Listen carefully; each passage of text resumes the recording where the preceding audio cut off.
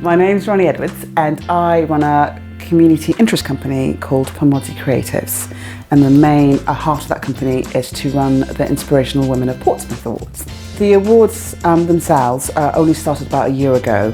We felt that actually women from Portsmouth needed to be celebrated more. I can't count how many inspirational women I know personally, and we felt also at the same time that we wanted to celebrate Portsmouth as a city.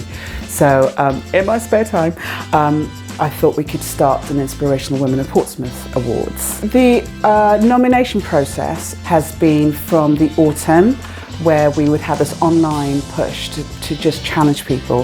Who inspires you and why do they inspire you? Let's celebrate them. So even though we only had the 13 categories, we have made sure we've kind of celebrated every single of the 190, 200 people that kind of got put forward. So that's been lovely because people quietly do these amazing things and we need to celebrate them every so often. I'm allergic to the word winner because I feel like actually it's a tribe that we want to celebrate, and this woman happens to be part of this tribe who went, actually, she's amazing because she's done this, this and this. That's what we're celebrating the tribe. Because I'm an artist, I was like, actually, I don't want just an ordinary bog standard award night. I really want it to be a night of celebration creatively as well, and I want it to be about the city of Portsmouth.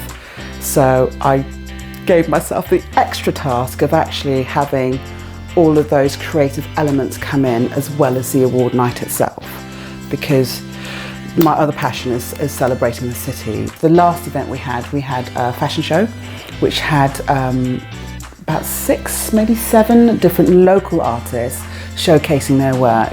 And because I'm an extra diva, I thought we could have a fashion show, or we could have a choreographed fashion show with a dance group.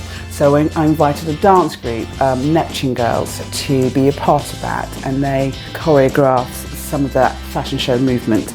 And then because I'm an extra diva, again, I thought, why don't we have an African dance group, Afrofusion Portsmouth, a university-based dance group, to be kind of do a little flash mob thing. And then I thought, that's not enough, and added a Chinese dance group. So we had, as part of that, it just kind of evolved into not just a celebration of the artists in a city, but also a celebration of all these different cultures that are part of the city. And I thought, why not add a resident poet in there? So we had a poet that tried to encapsulate the night, and of course we had to have some singing. So we had Amber Tremaine, who runs an urban vocal group, and she was part of the planning group, and she was so generous with her time. Everyone was, all these artists were, and we thought we would start off with a flash mob choir that kind of really set the pace for it being an evening of celebration. So we had a choir involved in that, and Amber closed the night. Had a string quartet, there was only 2 of them, to start the night as well. So lots thrown in there, probably a little bit overwhelming, but a slight insight into how my brain works in terms of celebrating and having a party. For anything I do, I feel like it's really important, if you're going to put something out there, it needs to have some sort of impact and it needs to say something. So I didn't want to just have an award night that was about celebrating women without kind of signposting to really important issues in the city.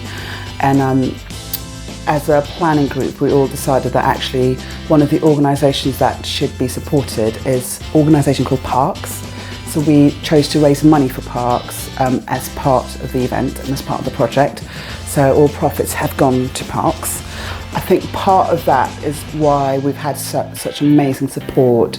We couldn't do this event without the sponsorship that came in, and we had a broad range of organisations that kind of put some money into helping us cover the costs, and also enable people from the community that maybe couldn't have accessed the event financially to get there. So really grateful for all that sponsorship that went towards it. So for the next year, we're going to keep celebrating these amazing inspirational women from the city. And actually, alongside the project is a podcast series. So if you know of anyone who is inspirational or amazing from the city, do contact me on Pomodzi Creatives. We're across all these social media platforms, and we'd love to kind of see if we can kind of celebrate them and interview them through the podcast series maybe as well.